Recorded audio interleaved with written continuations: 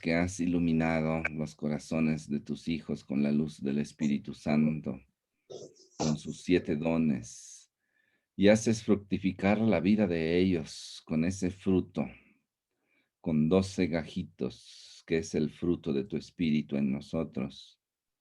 Te damos gracias por nuestros sacramentos, especialmente por ese sacramento del Espíritu que es la confirmación, y que hoy nos ilumina y nos fortalece para discernir como Jesús cuál es tu voluntad y vivir como hijos tuyos para construir tu reino, para ir de misión en nuestra propia familia y en esa familia más grande que es nuestra sociedad, nuestra nación, nuestra comunidad.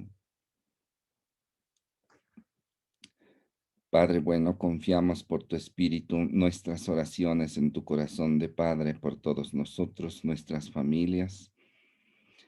Derrama la gracia de la conversión sobre cuantos estamos realizando estos ejercicios espirituales, reunidos y convocados por tu Espíritu. Y recibe nuestra oración por quienes más necesitan de tu amor y de tu ternura, por los que se sienten solos, los que están enfermos, los que están abandonados, los que viven situaciones muy difíciles en su vida, en su familia, por todos los que tienen que tomar decisiones importantes en su vida, por todos quienes gobiernan nuestra nación, por todas nuestras autoridades a nivel internacional, a nivel mundial, por el Santo Padre, el Papa Francisco, y de un modo muy especial confiamos a ti, que eres familia, nuestra propia familia, que podamos vivir siempre buscando que nuestra familia sea una imagen viviente de ti, que eres familia. Te damos gracias por estos días llenos de bendiciones, por el novenario de San José y ya el novenario de la Santísima Virgen con su sí a Dios. Te pedimos que por intercesión de ellos, por intercesión de la Virgen, podamos darte un sí hoy como ella, para siempre, pleno, total, definitivo. Te pedimos por intercesión de San José que nos hagas vivir esa adoración en la obediencia de fe, en el silencio que contempla y que obedece. Te pedimos por nuestra reflexión del día de hoy que tu Espíritu Santo nos guíe. En el nombre del Padre y del Hijo y del Espíritu Santo. Amén. Bien, pues buenas noches a todos quienes estamos acá viviendo y disfrutando estos momentos de reflexión. Vamos a disponernos, como decía anoche, ya la liturgia, en esta segunda parte de la Cuaresma, la liturgia ya nos está preparando para la noche de Pascua, esa noche en donde, una vez encendido el cirio pascual en la iglesia, ya sea con gente o sin gente, como sea, como Dios permita este año, hay un momento fundamental cada año en esa noche de Pascua, la renovación de nuestras promesas bautismales.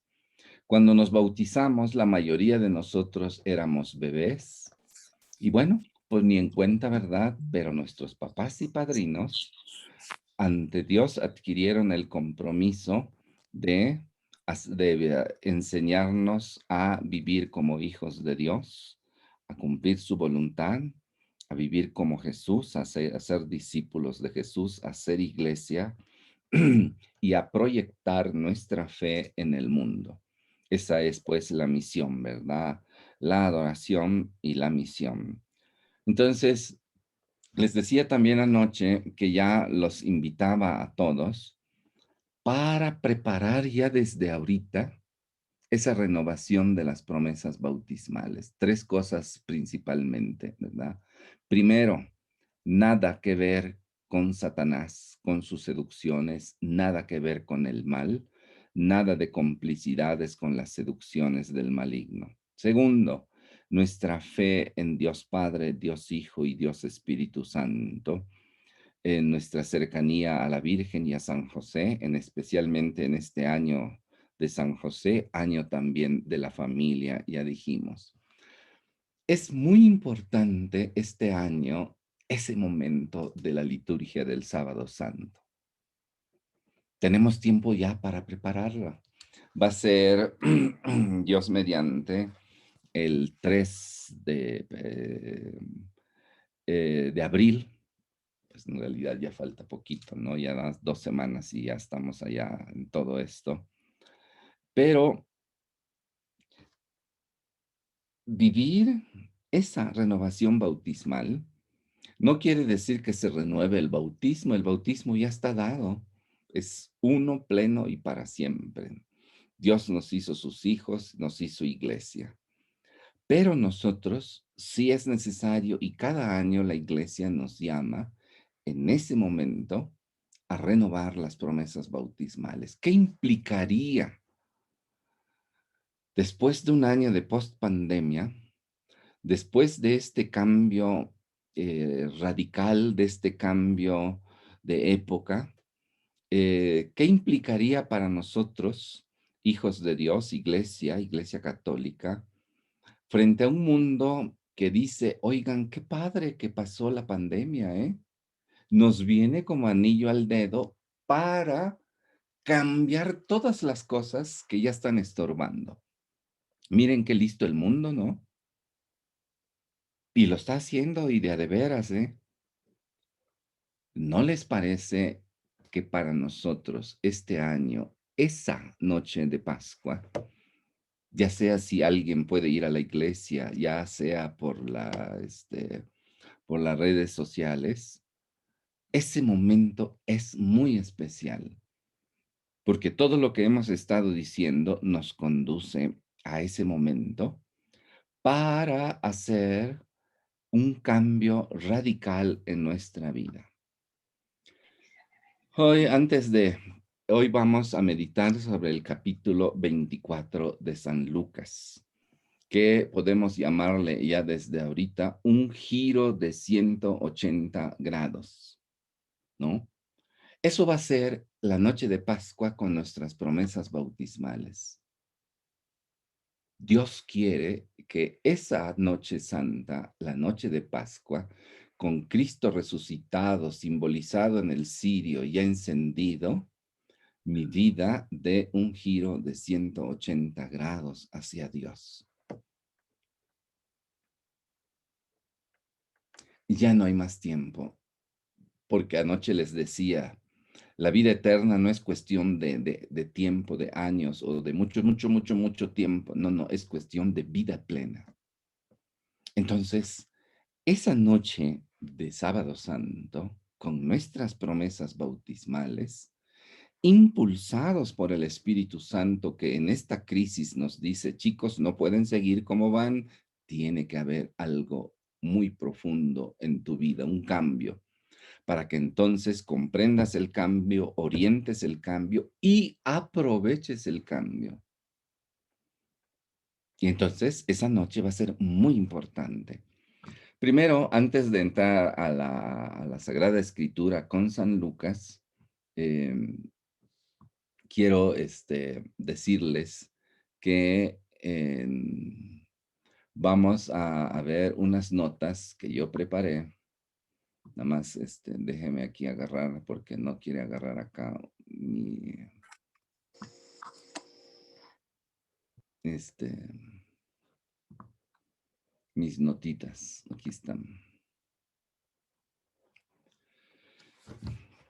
El Salmo 127, en el verso 1, nos da un criterio. Si el Señor no construye la casa, en vano se cansan los albañiles. Esta es la convicción del pueblo de Dios.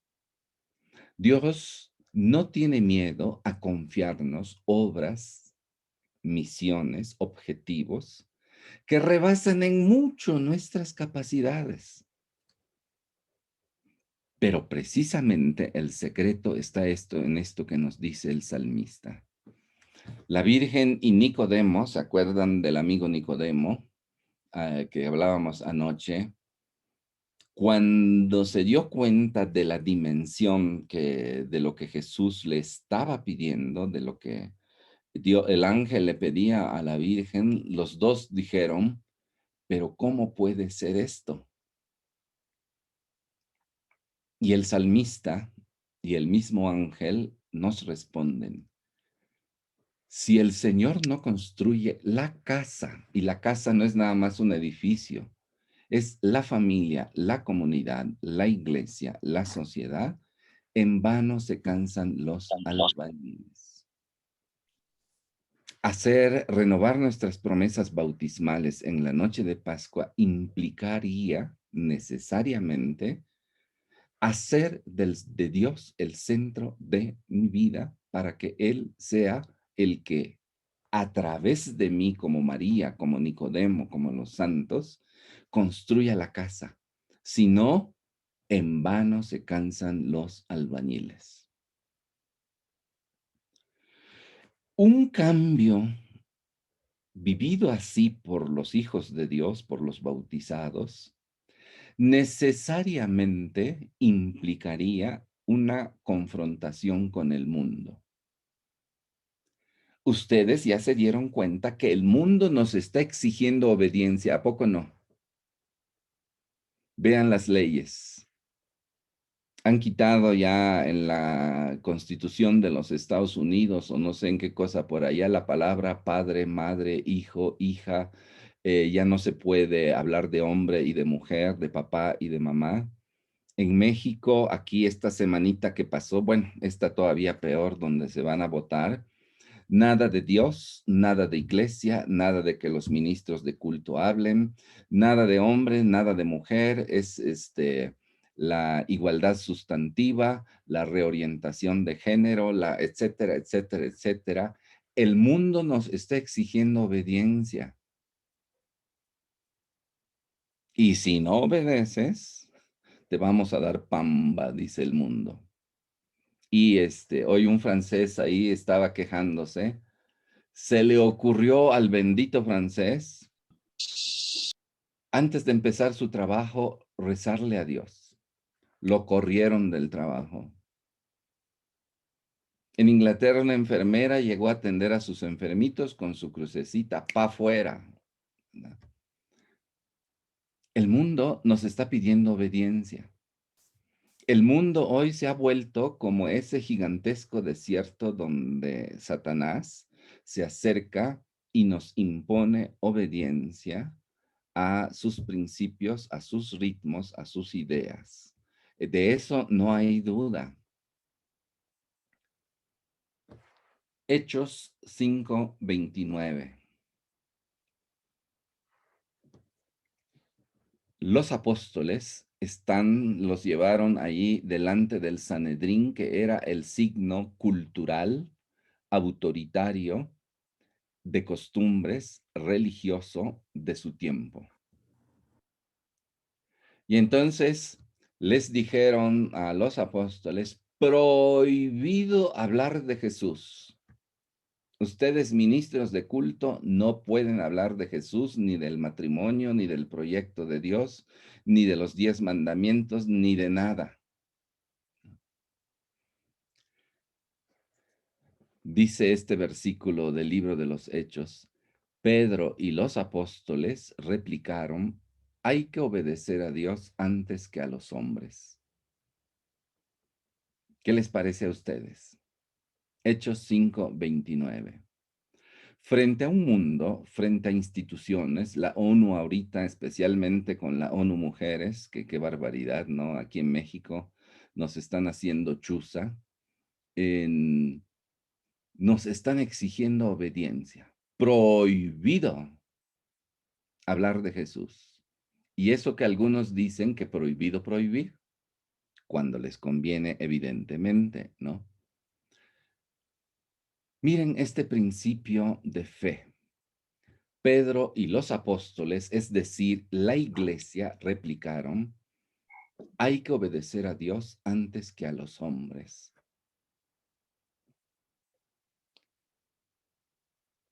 Dejemos que esta frase cale en nuestra vida, porque hoy también, de una y de mil maneras, se nos dice lo mismo. Prohibido hablar de Dios, prohibido hablar de Jesús, prohibido hablar de varón y mujer, prohibido hablar de matrimonio, prohibido hablar de familia, prohibido de hablar de la sacralidad de la vida. Prohibido, prohibido, prohibido, y obedece porque si no te corremos. En esa noche de Pascua, cuando yo renueve mis promesas de bautismo,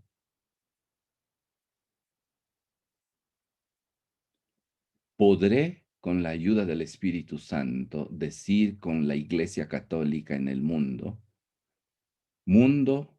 hay que obedecer a Dios antes que a los hombres. ¿Qué les parece? Y eso, chicos, comienza desde casita.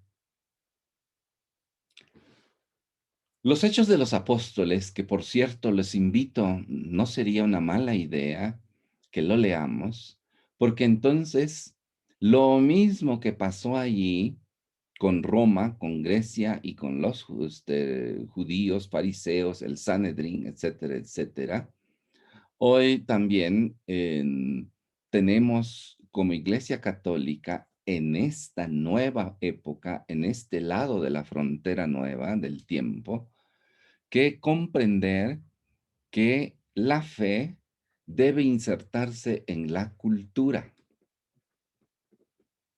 Desde hace como 200 años, podemos poner como fecha simbólica 1789, ha habido un esfuerzo concreto del mundo de sacar a la fe de la cultura del mundo. En México, por ejemplo, cuando la Virgen de Guadalupe se aparece, cambia la cultura. La fe debe crear cultura. Entonces, cuando estamos hablando de un cambio de época, como los hemos estado haciendo, ¿qué quiere decir eso? Quiere decir un cambio cultural. Pero un cambio cultural no solamente en el sentido de vestirse de manera diferente, en el sentido de trabajar de manera diferente, sino de creer de manera diferente. Comparto con ustedes esta frase del Papa San Juan Pablo II, que escribió una carta para generar la pastoral de la cultura en la iglesia. Fíjense de la frase. Una fe que no se convierte en cultura es una fe no acogida en plenitud, no pensada en su totalidad, no vivida con fidelidad.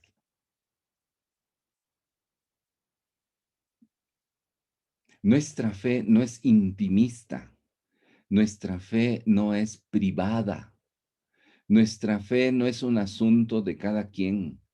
Eso es un cuento chino que nos han hecho acomplejarnos con ello. Ahí sí se aplica ese dicho que dice tapar el sol con un dedo. ¿Cómo puedes tapar a Cristo, que es el sol de Dios, con un dedito? Fijémonos en lo que el Papa nos está diciendo. La fe debe crear cultura. La creó durante 18 siglos, hasta 1789. Desde 1789 para acá, es decir, hace ya más de 200 años, 5 generaciones, a nuestros chosnos les tocó vivir 1789. 5 generaciones han estado desmantelando la fe. en la cultura. Y hoy tenemos una cultura sin fe, sin Dios. Cuando entonces esto caemos en la cuenta, no es muy difícil concluir, discernir qué es lo que Dios quiere de nosotros, ¿no les parece? Tú como persona tienes una cultura. ¿Está Dios en ella o vives tu fe como Nicodemo de noche? Tu familia tiene una cultura. ¿Tu familia tiene una cultura cristiana? ¿O tu familia también vive su fe de noche? Hay cosas más importantes que la fe y eso es diabólico simplemente. ¿Cómo poner a Dios en segundo, tercero, cuarto, quinto o último lugar? Es de locura, ese está el mal de la cabeza, ¿no creen ustedes? ¿Cuál es la cultura de tu familia? ¿Cuál es la cultura de tu parroquia, de tu sociedad, de tu comunidad? ¿Cuál es la cultura de la nación? Yo no sé qué pasa aquí en nuestra Cámara del Congreso de Diputados y de Senadores, que no tienen temor a Dios, pero para nada, nada, nada, nada. Y mandan a Dios por un tubo y la enseñanza de la cultura de la fe y todo por un tubo. ¿A qué se habrá debido eso? Una fe que no se convierte en cultura es una fe no acogida en plenitud. Tú, en este momento, ¿consideras que estás acogiendo tu fe en Cristo, Hijo de Dios, confesando su divinidad? ¿Pones a Cristo como Kyrios, como Señor de tu vida? ¿Dejas que el señorío de Cristo, con todo lo que eso implica, recuerden los temas de la evangelización, alcance todos los aspectos de tu vida, de la vida de tu familia? ¿O te acomplejaron haciéndote creer que tu fe, bueno, está bien, como les decía anoche, un suspiro así como que de, ay, verdad, pobre gente tan ignorante, todavía cree en Dios, ¿verdad? Todavía va a misa. Y entonces, el señorío de Cristo no ha sido acogido en plenitud. Segundo, no pensada en su totalidad. Vivimos de la fe lo que nos conviene. No llegamos hasta la cruz. Y tercero, no vivida con fidelidad. ¿Qué cosas tan pesadas nos dijo el Papa en 2 líneas? Una fe que no se convierte en cultura es una fe no acogida en plenitud, no pensada en su totalidad. Tu pensar es pensar cristiano. Tu pensar es pensar evangélico o es pensar mundano. ¿Cómo les quedó el ojo por ahí? ¿Cómo está, cómo está tu vida en Dios? No vivida en fidelidad, con fidelidad, órale. Y allí las señoras de Matamoros ya saben muy bien cuáles son las del desglose de la fidelidad. No sé si todavía se acuerdan, ¿verdad? ¿Cuáles son las dimensiones de la fidelidad? Búsqueda de la voluntad de Dios, disponibilidad a la voluntad de Dios como Cristo nos enseñó, coherencia, nada de complejos y constancia. Ya para terminar esta especie de introducción, me gustaría decirles, ¿saben ustedes cómo se hace el proceso de canonización de un bautizado, de un santo?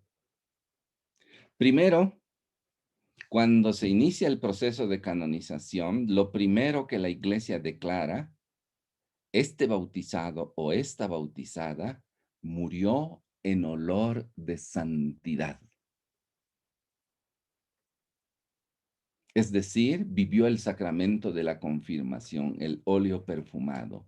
Su vida Huele bien, huele a rosas, dicen ahí cuando mueren los santos, ¿no? Murió en olor de santidad. Y entonces ahí está la paloma del Espíritu Santo, porque si no, digo yo, ahí está, huele tan mal que está lleno de sopilotes ahí, donde murió, ¿no? Murió en olor de santidad. Huele a rosas, huele bien, huele a crisma, huele a confirmación. Segundo, lo que la iglesia declara es, este bautizado, esta bautizada vivió heroicamente las virtudes, es decir, el sacramento del bautismo. Es decir, se negó a sí mismo, tomó su cruz de cada día, siguió a Jesús y murió como Jesús. Vivió bautismalmente. ¿Tú vives bautismalmente? ¿Tienes conciencia de lo que significa ser bautizado, ser hijo de Dios, hija de Dios? ¿Tienes conciencia del alcance de ser bautizado? ¿Hasta dónde me lleva mi bautismo?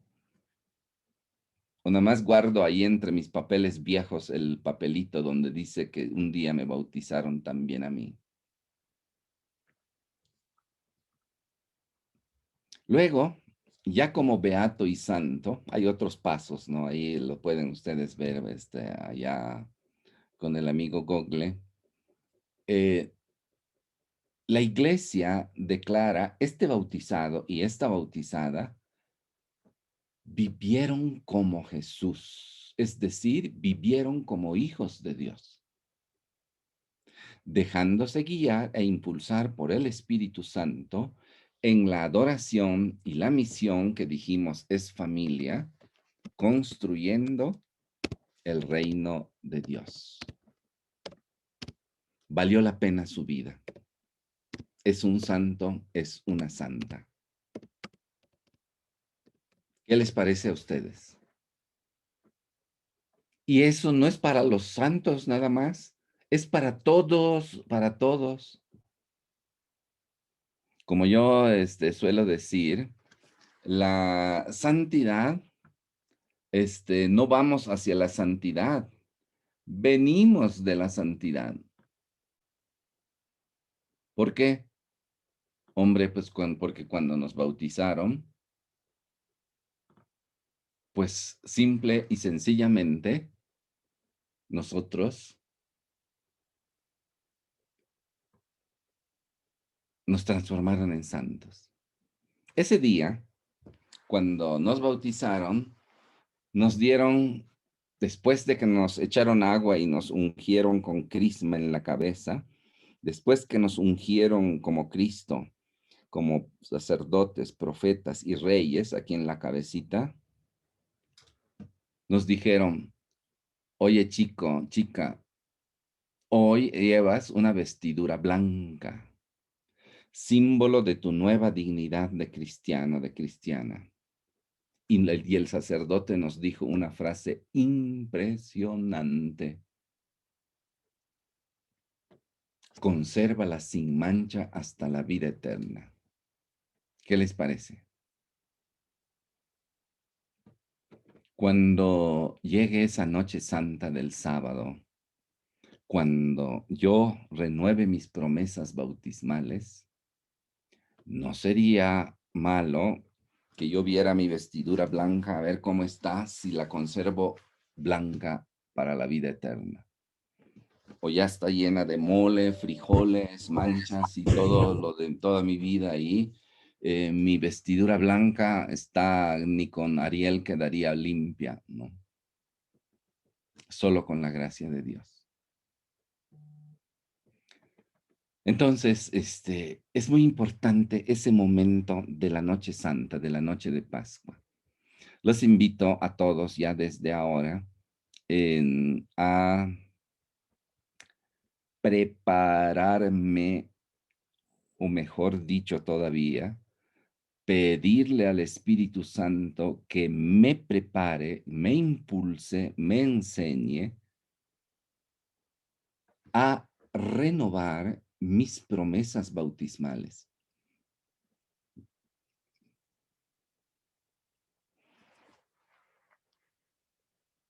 Vamos ahora a pasar al capítulo 24 de San Lucas, que es maravilloso, es genial. No en vano está escrito e inspirado por el Espíritu Santo. Dice, no puedo ir leyendo el capítulo. Yo los invito a que lo lean después en casa detenidamente. Lo voy a hablar por secciones. Son 4 secciones que son maravillosas y en sí nos bastaría como para un mes de ejercicios el solo capítulo, ¿no? Em, San Lucas comienza retomando el principio que Jesús le dice a Nicodemo. El capítulo empieza así: el primer día de la semana. Habla ya de una nueva semana, no solamente la semana de 7 días, sino una nueva época. Viene una nueva época y hay actitudes que no se pueden tolerar en esta nueva época, porque Dios ha dejado atrás el sábado y ha instituido el domingo. Entonces, chicos, se acabó la cultura del sábado. El primer día de la semana empieza la cultura del domingo, del octavo día que no conoce final, de la época de la resurrección. Y nosotros pertenecemos a esta nueva época, a la época de Cristo resucitado. ¿Qué cosas no caben en esta nueva época? Y San Lucas en este capítulo es genial así enseñándonos en esta nueva época, en esta nueva semana, en este nuevo día que no conoce final, en esta luz encendida que simboliza a Cristo resucitado, hay actitudes que no compaginan y hay que quitarlas, ¿no? ¿Cuáles son estas actitudes? Primero, las mujeres que van al sepulcro en la madrugada. Hemos hablado mucho de ellos, entre ellas figura de una manera muy especial María Magdalena, en donde ahí, para los que dicen que el evangelio, es puro machista o puros hombres, falsos, se equivocaron. Los primeros ojos que contemplaron al resucitado, los primeros oídos que escucharon la voz del resucitado, los primeros brazos que lo estrecharon, los primeros pies que corrieron para decir que estaba vivo, no fueron los ojos, los oídos, los pies, las manos de Pedro, de Juan, de Santiago, de aquellos, fueron de una mujer, ¿no? Y la mujer es signo de la iglesia y de la humanidad. Una iglesia nueva y una humanidad nueva. En esta nueva época, nada de vejestorios, nada de actitudes que no funcionan ya en esta nueva época. Si en esta nueva época, que ya dijimos, está sucediendo, si ya el mundo está feliz con esta nueva época y ya se dispuso a aprovecharla, a guiarla, a sacarle todo el jugo que se pueda, ¿y nosotros? Y aquí hay una actitud muy importante en primer lugar en este bloque. Las mujeres fueron a buscar un cadáver. Las mujeres llevaban perfumes para cumplir un último acto de amor hacia Jesús, pero Jesús cadáver. No fueron a buscar al resucitado como María en su esperanza. Fueron ahí con una preocupación concreta. ¿Cómo le vamos a hacer para correr la piedrota esa que pusieron en la puerta del sepulcro? ¿Quién nos va a ayudar? Iban a buscar un cadáver. Lo sepultaron el viernes, así de a toda prisa, así nada más llegaron y pum, lo pusieron y se fueron todos corriendo a su casa para la Pascua antes de las 6 de la tarde del viernes. Entonces lo vinieron sepultando más o menos, pongan ustedes, entre 4:30 y 5 de la tarde del viernes. Dice ahí uno de los evangelistas, y las mujeres fueron a ver ahí donde lo pusieron para que, pues como no pudieron ni ungirlo, ni perfumarlo, ni nada como se acostumbraba, pues ya que pase el sábado, pues entonces el primer día de la semana, el domingo, pues venir, ¿no? Con tristeza, llorosas y todo lo demás, a terminar la caridad, el amor para un cadáver, pues vamos a ponerle su perfumito ahí para que ya quede, descanse en paz, ¿verdad? Fueron a buscar un cadáver.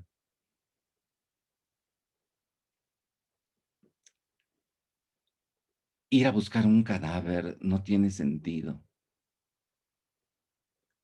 Cristo para ti es Cristo resucitado, es el Señor, el Kyrios, o también es un cadáver.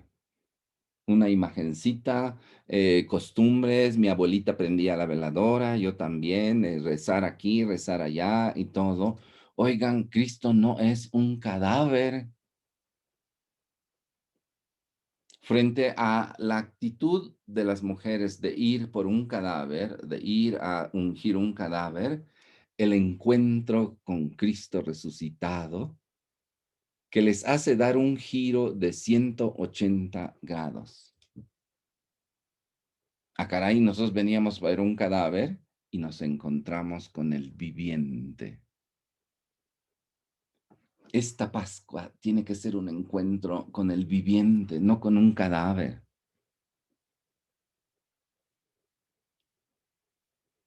San Lucas nos presenta en esta nueva época, esta de ahorita, de hoy, no podemos avanzar si Cristo para mí es un cadáver, no el viviente, el resucitado, el Señor de la vida, el que nos ha hecho hijos de Dios. Y a esta mujer le da una misión. A todos, todo encuentro con Cristo resucitado se transforma en misión. Por eso les decía yo, adoración y misión. A María Magdalena le dice, anda, ve y dile a mis hermanos, ya no a mis amigos, ya no a mis discípulos, sino a mis hermanos. ¿Qué quiere decir esa bellísima palabra en labios del resucitado? Quiere decir que nosotros somos también ya hijos de Dios. Anda, ve y dile a mis hermanos que subo a mi Padre y su Padre. Somos hijos de Dios. Esta es la gran noticia evangelizadora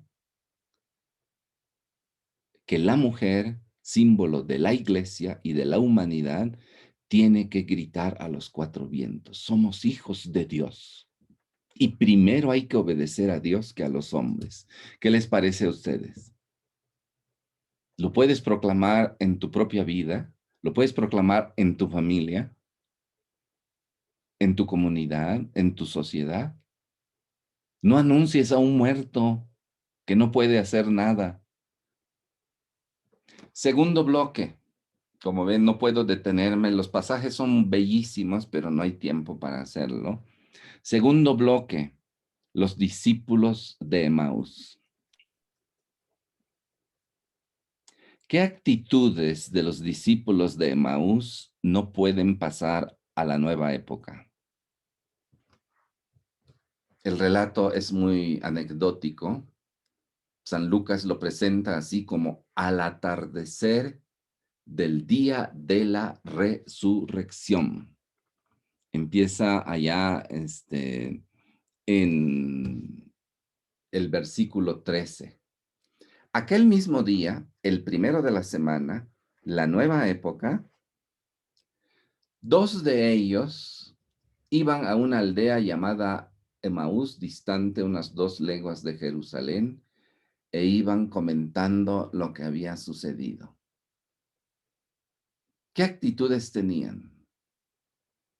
Se les une en el camino Jesús resucitado en esta nueva época, y ellos iban de camino y el resucitado se hace compañero de camino, nuestro compañero de camino. Oigan, el resucitado no nos ha abandonado, es compañero de camino también hoy y nuestro. ¿Cómo los habrá visto a estos cuates que Jesús les dice, oigan, ¿de qué vienen conversando por el camino? Ellos se detuvieron con semblante afligido.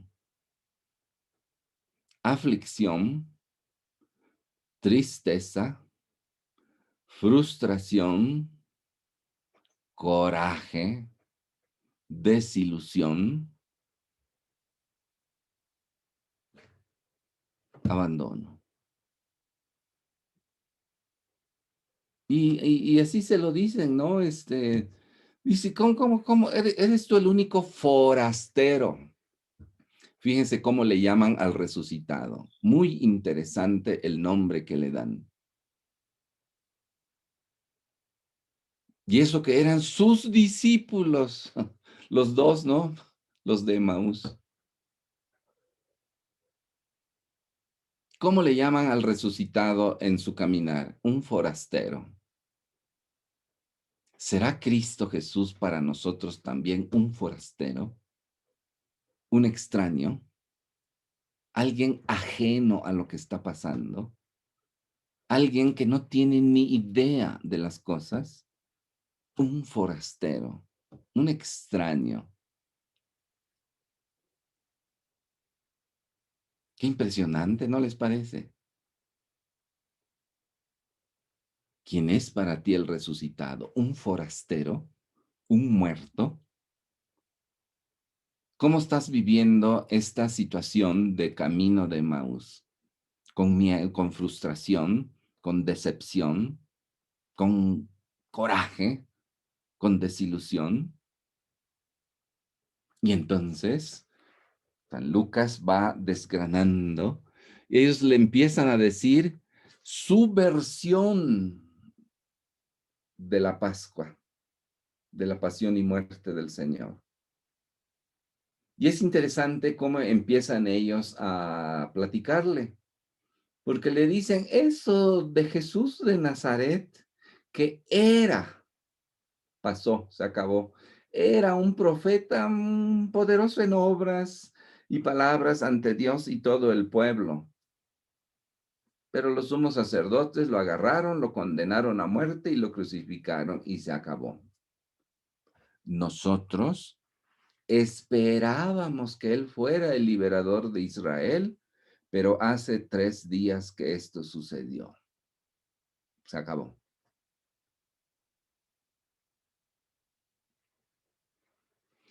Luego, así como un poco de chisme, hoy en la mañana, en la madrugada, dicen que unas mujeres de nuestro grupo fueron de madrugada al sepulcro y nos han alarmado. No sé, nos asustaron, porque nos dijeron que no había nadie en el sepulcro. Nos han alarmado. Nos han metido alarma así como que miedo. Oye, oye, ¿qué pasó? ¿Qué pasó?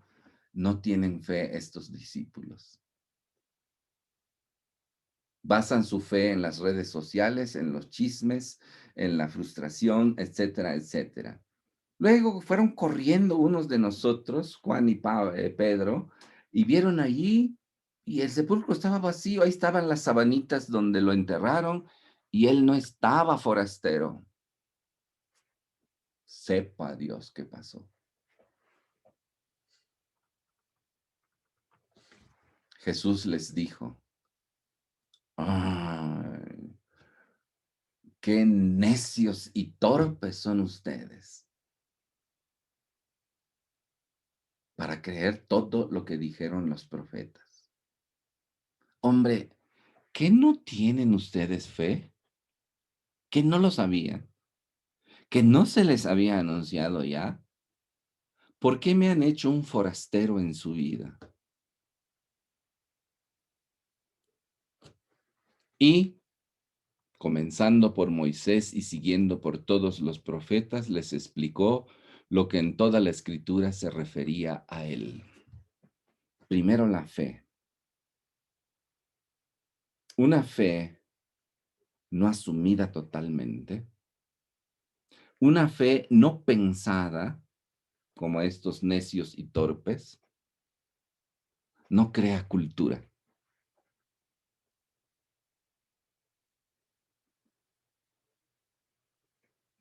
¿Qué nos diría hoy este forastero? ¿Será Jesús un forastero para nosotros? ¿Seremos necios y torpes también? Cuando veas las barbas de tu vecino rasurar, pon las tuyas a remojar también, ¿no? Tercer bloque.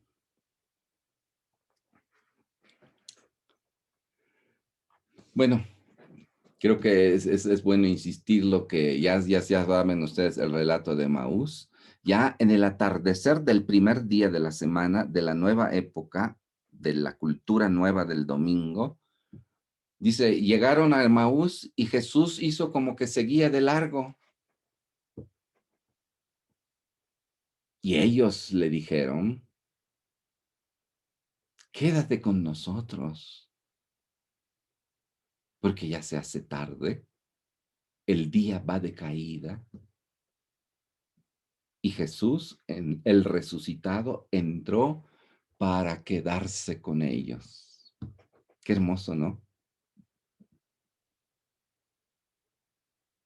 El resucitado resucitó no para evadirse de la historia, sino para quedarse con nosotros. Pero es necesario que se lo pidamos, porque Él hace como que va de largo. Aprendemos este giro de 180 grados, no de 360 grados, como dicen algunos, no, porque vuelves a quedar exactamente en el mismo lugar. De la frustración pasan a la alegría, porque cuando este forastero se sienta a la mesa y parte el pan, lo reconocieron y entonces dijeron ellos, como dicen allá en el norte, ¡qué bárbaro! ¿No? Con razón, mientras nos iba explicando las escrituras, nuestro corazón ardía de nuevo.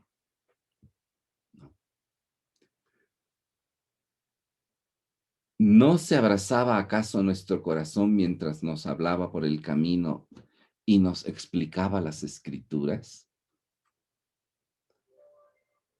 ¿Tú conoces las escrituras? ¿Tu familia conoce las escrituras? Porque si no estamos fritos, ¿no? Necios y torpes. ¿Cómo vas a conocer a Jesús?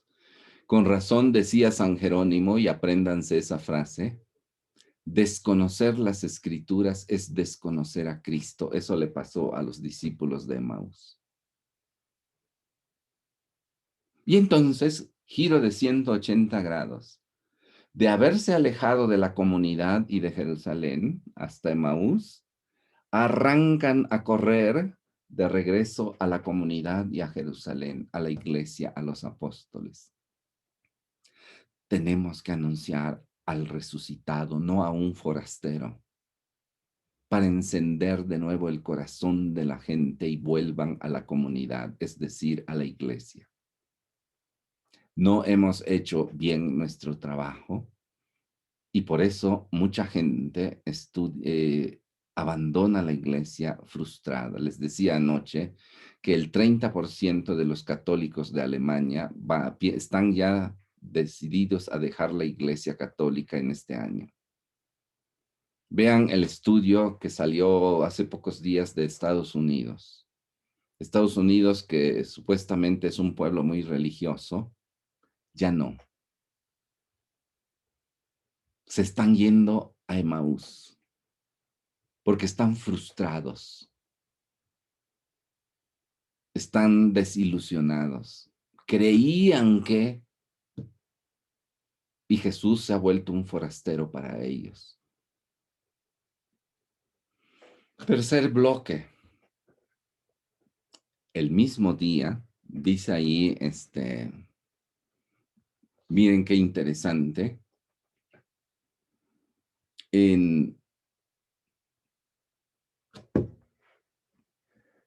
estaban los apóstoles, los 11, en Jerusalén, encerrados, con las puertas con trancas, dice otro de los evangelistas, por miedo a los judíos. El miedo. La iglesia miedosa, la iglesia escondida, la iglesia cerrada, atrancada, porque pues eran los 11, Judas ya se había ahorcado, estaba incompleta con todos sus miedos, y el resucitado. Estaban hablando de lo de los discípulos de Maús cuando se presentó Jesús en medio de ellos y les dijo, la paz esté con ustedes. ¿Cómo reaccionan ellos? Miren lo que dice San Lucas. Espantados y temblando de miedo, pensaban que era un fantasma. Órale, un muerto para las mujeres, un forastero para los de Maús. Un fantasma, ahí como Gasparín el fantasma, ¿no? Una sabanita ahí con dos huequitos allá volando por el aire, ¿no? Fíjense qué curioso, espantados y temblando de miedo, pensaban que era un fantasma, ¿no? Y entonces la cosa, cerradas las puertas, ¿a dónde corren?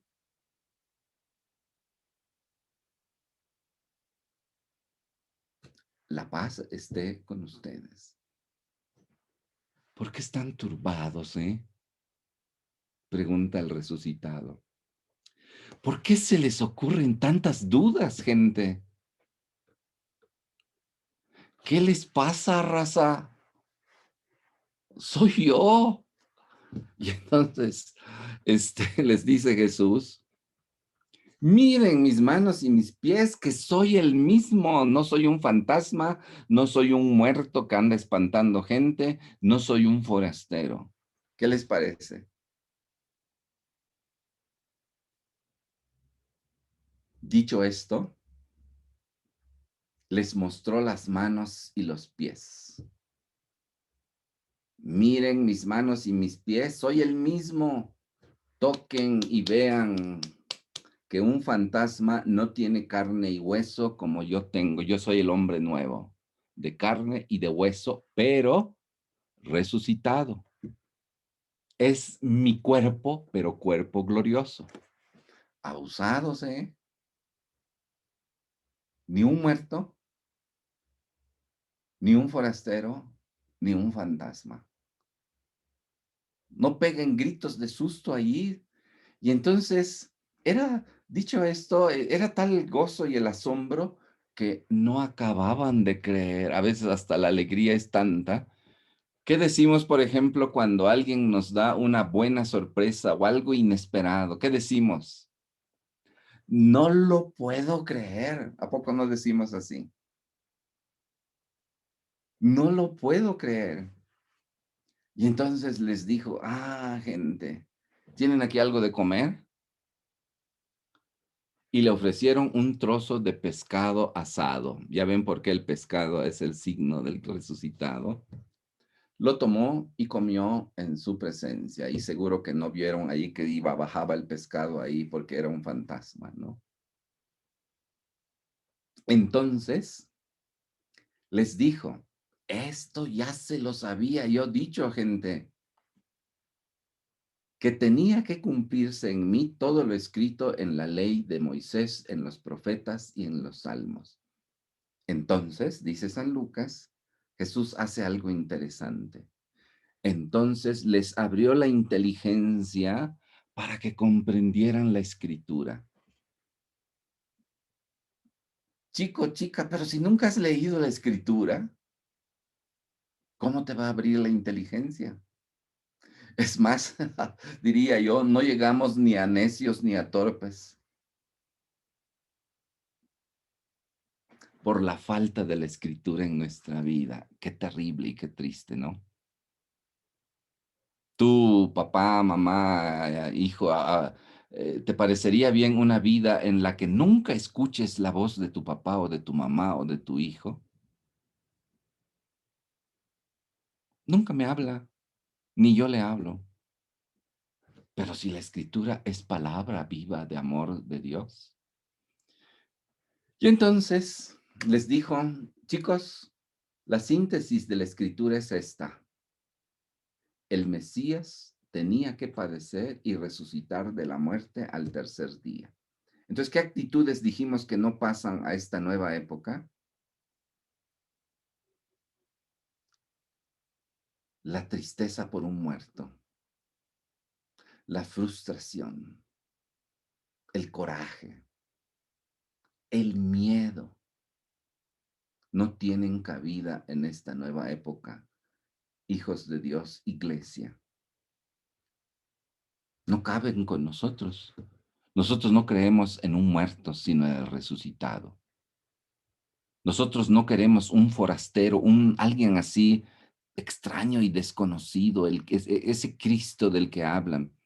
Hoy Cristo es forastero para mucha gente. A lo mejor porque nosotros no hemos sabido testimoniarlo.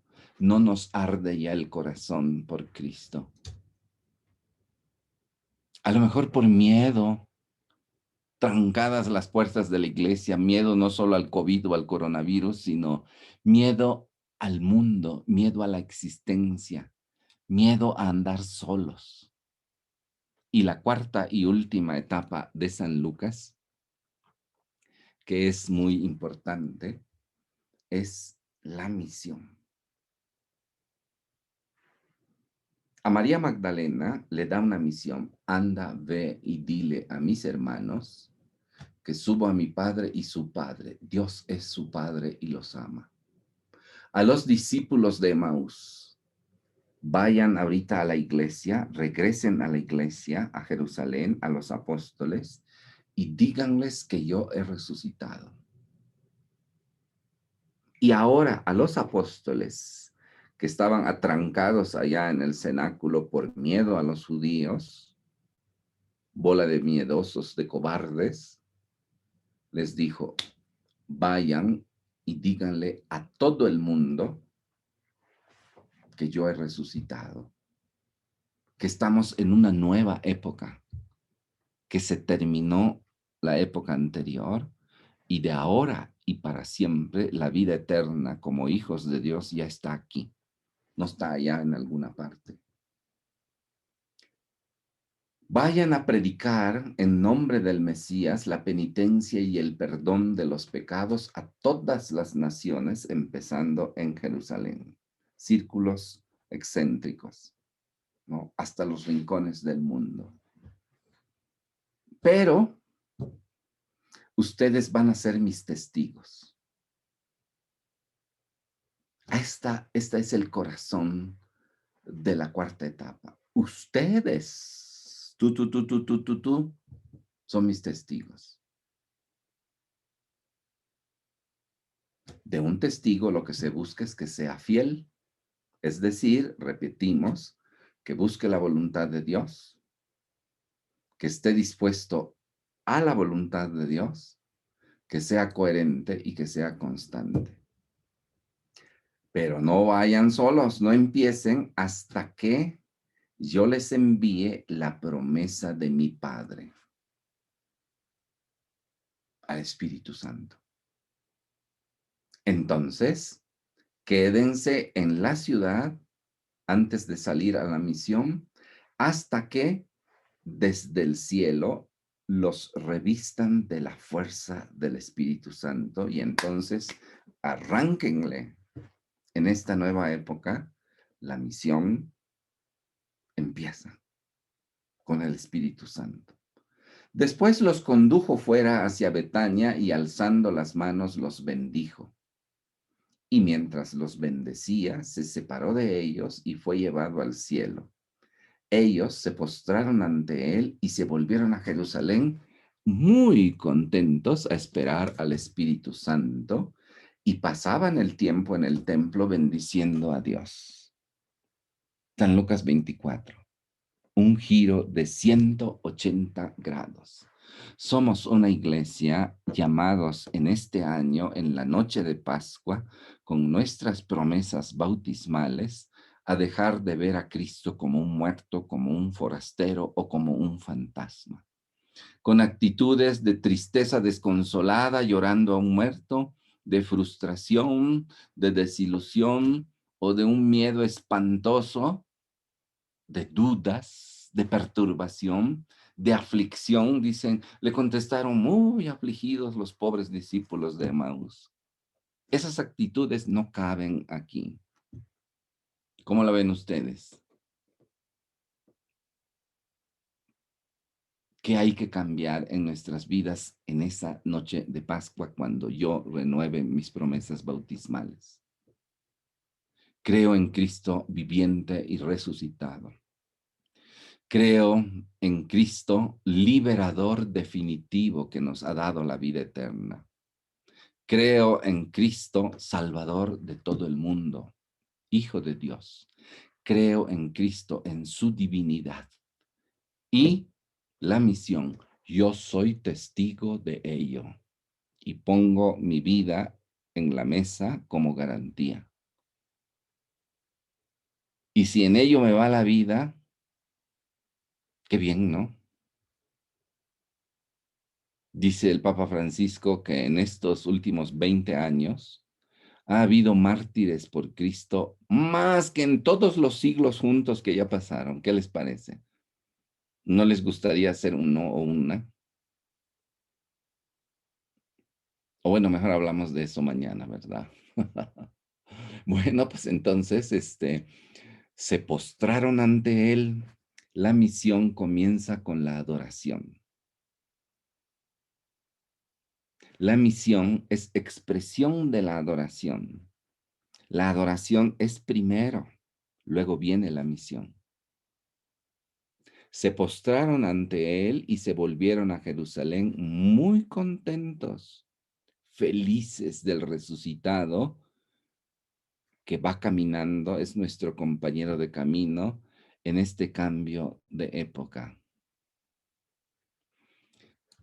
Retomo la frase para terminar ya, que nos decía el Papa San Juan Pablo II. Entonces, ¿de qué se trata este business? Una fe en Cristo resucitado, que no se convierte en cultura. Oigan, si no podemos hacer cultura, aunque el mundo diga misa, que no la quiere decir, es una fe no acogida en plenitud. No puedes vivir tu fe a medias, de a poquito, de vez en cuando. Eso es una apostasía y eso es gravísimo. No pensada en su totalidad. Tu fe tiene que llenar tu vida, tu mente, tus fuerzas, tu alma. Es lo que Jesús nos enseñó. ¿Cuál es el mandamiento más grande? Mandamiento, ley, no opción, no sugerencia. Amarás a Dios con todo tu corazón, con toda tu alma, con toda tu mente, con todas tus fuerzas, con todo tu ser. Más que a tu familia, más que a tu trabajo, más que a tu persona, más que a tu salud, más que a tu vida. ¿Qué les parece por allá? Hay veces que escucho así, ¿no? Que suele decirse así coloquialmente, no, no, no, padre, es que, pues primero es la familia de uno, ¿no? Y luego, pues las cosas de Dios. Error. Primero Dios. Si no, pobre de tu familia. No vivida con fidelidad. Ustedes serán testigos, mis testigos. Ustedes serán testigos de la resurrección en esta nueva época. ¿Qué implicaría esto? Mañana a la misma hora y por el mismo canal le seguimos. ¿Qué les parece? Dios te salve María, llena eres de gracia, el Señor es contigo, bendita eres entre las mujeres y bendito es el fruto de tu vientre Jesús. Santa María, Madre de Dios, ruega por nosotros pecadores, ahora y en la hora de nuestra muerte. Amén. Oración a San José. Salve José, hombre justo. Dios te escogió como esposo de María y Jesús te honró con el nombre de Padre. Salve custodio del Redentor y protector de la Iglesia Universal. Protege nuestras familias y asístenos en la hora de la muerte. Amén. Gloria al Padre y al Hijo y al Espíritu Santo, como era en el principio, ahora y siempre, por los siglos de los siglos. Amén. El Señor esté con ustedes. Y con su espíritu. Padre bueno, haz descender tu amor en forma de bendición sobre nosotros y nuestras familias, sobre nuestra historia, nuestras heridas. Sánanos con tu amor de Padre. Que podamos ser buenos discípulos, misioneros de tu Hijo, que no lo veamos como un muerto, como un forastero o como un fantasma, como un extraño, sino como nuestro Señor, camino, verdad y vida plena. Envíanos tu Espíritu Santo que nos guíe hacia Cristo y Cristo hacia ti. Protégenos de toda perturbación, de toda tentación, de toda enfermedad, de todo mal. En el nombre del Padre y del Hijo y del Espíritu Santo. Amén. Amén. Muy bien. Buenas noches.